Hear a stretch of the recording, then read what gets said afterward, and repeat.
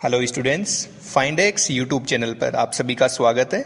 Algebraic expression क्या होता है? कांस्टेंट एंड वेरिएबल्स का कॉम्बिनेशन जो basic mathematical operators plus minus multiply and divide से जुड़ा रहता है उसे हम एल्जेब्रिक एक्सप्रेशन कहते हैं।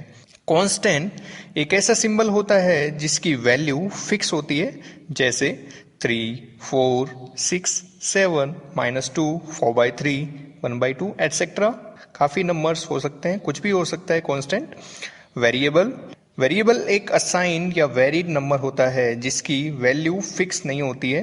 वेरिएबल्स को इंग्लिश अल्फ़ाबेट से हम रिप्रेजेंट करते हैं, जैसे ABC, X, Y, Z आदि। आइए एल्जेब्रिक एक्सप्रेशन को एक उदाहरण से समझते हैं। एग्जाम्पल है 2x + 5। यहाँ वेरिएबल x है। x की वैल्यू कुछ भी हो सकती है। x के साथ मल्टीप्लाई में है 2। इसे हम क्या कहेंगे? तो इसे हम कहेंगे कोफिशिएंट, यानी वेरिएबल के साथ मल्टीप्लाई होने वाले कांस्टेंट को हम कोफिशिएंट कहते हैं।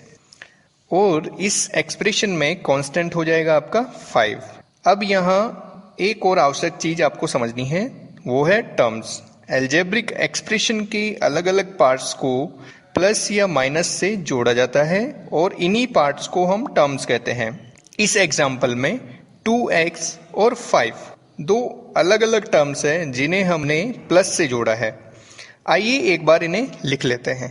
2x + 5 में वेरिएबल = x, कोफिशिएंट आपका होगा 2, कांस्टेंट 5 एंड टर्म्स आपके पास में दो टर्म्स हैं यहाँ पर 2x और 5। एक एग्जाम्पल और लेते हैं जिससे आपको समझने में आसानी होगी। अगला एग्जाम्पल है 9x - 5y + 6। यहाँ सबसे पहले आपको वेरिएबल्स बताने हैं। यहाँ इसमें दो ही अल्फाबेट्स नजर आ रहे हैं, तो यहाँ x और y आपके वेरिएबल हो जाएंगे। अब आपको फाइंड आउट करना है कोफिशिएंट। तो यहाँ वेरिएबल x के मल्टीप्लाई में 9 और y के मल्टीप्लाई में -5 है, तो ये दोनों कोफिशिएंट कहलाएंगे। और यहाँ आपका कांस्टेंट हो जाएगा 6। इस एग्जाम्पल में आपके पास में 3 टर्म्स हैं, 9x - 5y और 6। आइए अब इन्हें यहाँ लिख लेते हैं। वेरिएबल्स x और y दो वेरिएबल आपके पास में इसमें है। x के साथ जो मल्टीप्लाई में है उसे हम कोफिशिएंट ऑफ x कहेंगे, जो कि 9 है। y के साथ जो मल्टीप्लाई में है उसे हम कोफिशिएंट ऑफ y कहेंगे, जो कि -5 है। कांस्टेंट यहाँ पर 6 हो जाएगा और टर्म्स आपके पास में 3 टर्म्स यहाँ पर है, 9x - 5y और 6। स्टूडेंट्स, अब हम variables, constant, coefficient and terms को पहचानना सीख चुके हैं। अब हम बात करेंगे टर्म्स के टाइप्स की।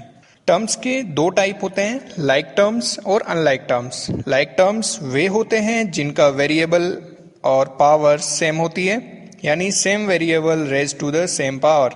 जैसे 3x - 4x में वेरिएबल सेम है और उसकी पावर भी सेम है, तो यह एक लाइक टर्म का एग्जाम्पल है।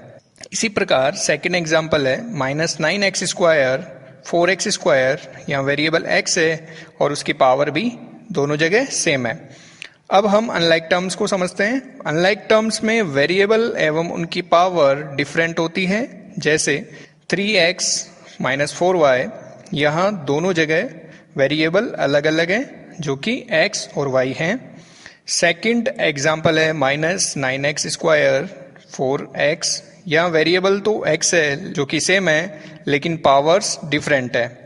लाइक एंड अनलाइक टर्म्स में आपको बस एक बात याद रखनी है, सेम वेरिएबल और सेम पावर अगर है तो वह लाइक टर्म होगा, नहीं तो अनलाइक टर्म होगा। So congratulation students, algebraic expression में आप काफ़ी चीज़ें सीख चुके हैं। तो आइए स्टूडेंट्स अब बात करते हैं एल्जेब्रिक एक्सप्रेशन के टाइप्स की। 4 टाइप्स के एल्जेब्रिक एक्सप्रेशन होते हैं। सबसे पहले वो होते हैं जिनमें सिंगल टर्म होती है, जैसे 3x 4y², 2z। यहाँ सभी में सिंगल टर्म है, तो इनको हम कहते हैं मोनोमियल। ठीक है। जिसमें 2 टर्म्स होती है, 2 टर्म्स जिनमें होती है उन्हें हम बाइनोमियल कहते हैं। बाइनोमियल के एग्जाम्पल है 4x + 3y। यहाँ पे 2 टर्म है, 1 2।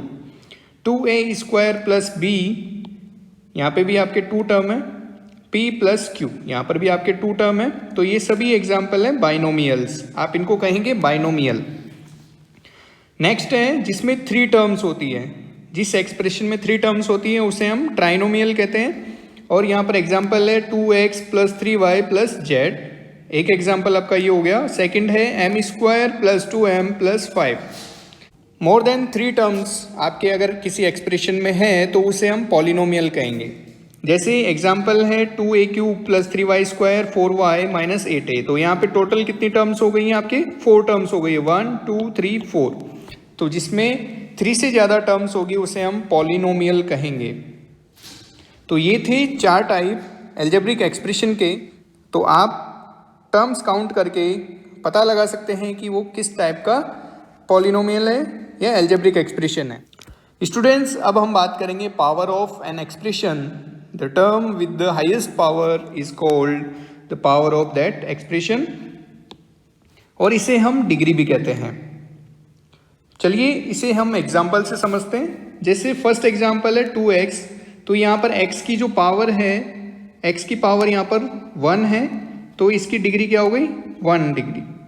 ठीक है। सेकंड जो एग्जाम्पल हमारे पास में 3x² प्लस 3x है, तो यहाँ पे हाईएस्ट पावर जो है यहाँ पे इस टर्म की है, फर्स्ट टर्म की, और यहाँ पावर हाईएस्ट पावर है 2, तो इसकी जो डिग्री है वो आ गई 2। नेक्स्ट एग्जाम्पल है आपके पास में x³ plus 4x² plus 2x, यहाँ पर जो पावर है हाईएस्ट पावर आपके पास में इसकी है, तो यहाँ पर डिग्री हो गया 3। नेक्स्ट जो एग्जाम्पल है आपके पास में उसमें हम चेक करते हैं p³ q plus p² plus pq, तो यहाँ पे हम चेक करते हैं, तो इसकी जो पावर है p की पावर 3 है और q की पावर है 1, तो 3 और 1 हो गया 4। इसमें हम चेक करते हैं तो p की पावर है 2 और q की पावर है 1, 2 प्लस 1 हो गया 3, तो यहाँ पर हो गया 1 प्लस 1 2। तो जो हाईएस्ट पावर आ रहा है वो इस टर्म का आ रहा है, तो इसकी जो डिग्री है वो आ जाएगी 4। तो ये था पावर ऑफ एन एक्सप्रेशन कैसे फाइंड आउट करते हैं, जिसे हम डिग्री भी कहते हैं। तो स्टूडेंट्स, यहाँ पर आपको एक प्रैक्टिस शीट दी जा रही है, आप इसको फिल करें।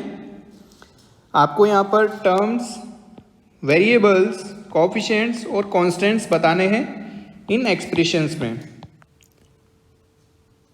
नेक्स्ट शीट में आपको क्या करना है, यहाँ पर आपको टाइप ऑफ पॉलिनोमियल बताना है और डिग्री बतानी है, यानी कि मोनोमियल है, बाइनोमियल है, ट्राइनोमियल है या पॉलिनोमियल है, वो बताना है और डिग्री बतानी है इन सभी एक्सप्रेशंस की। तो स्टूडेंट्स, मिलते हैं अगले वीडियो में। अगले वीडियो में हम एल्जेब्रिक एक्सप्रेशन को कैसे ऐड करते हैं, सब्ट्रैक्ट कैसे करते हैं, मल्टीप्लाई कैसे करते हैं और डिवाइड कैसे करते हैं, इन सभी चीज़ों को हम अगले वीडियो में सीखेंगे। और इस वीडियो को आप लोग शेयर कीजिए अपने फ्रेंड्स के साथ में, ताकि वो लोग भी इसे आसानी से समझ पाएँ। और इस वीडियो को अंत तक देखने के लिए आप सभी का धन्यवाद। मिलते हैं अगले वीडियो में। नमस्कार।